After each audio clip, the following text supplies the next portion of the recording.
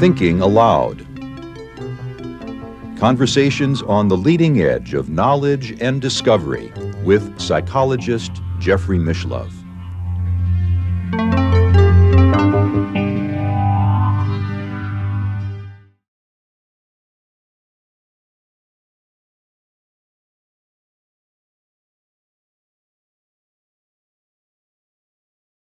And this very early stage then involves communion with various deities. Yes. And then exercises that engage the individual in the incorporation of the powers of those deities. Yes, quite right.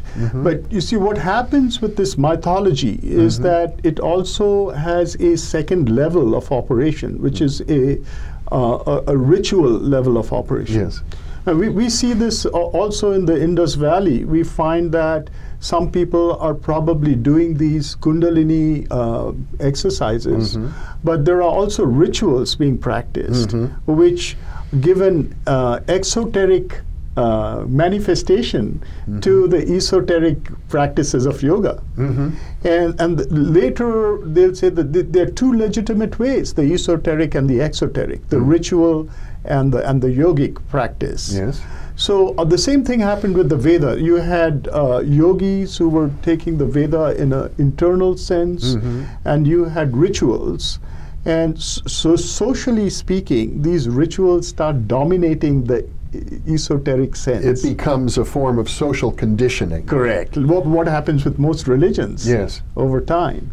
And then you have a new batch of yogis who feel that it's necessary to voice these truths in a new language. And there is a new body of literature that arises, which is the Upanishads.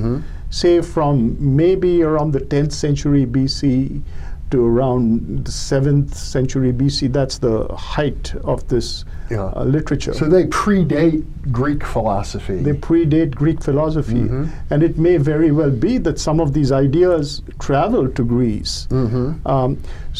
Because, as I understand it, the Persian Empire sort of united Greece with, it extended from Greece to northern India. Corrected. Yes. So the language of the Upanishads is very interesting because they are trying to create a language that will not lend itself to the designs of power. In other words, mediators, which is what happens with the Veda, where the Brahmin becomes a mediator. Right. And you start having a collusion between the kings and the priests that dominate society. So Upanishads are saying you don't need mediators. You can have direct access to the truth.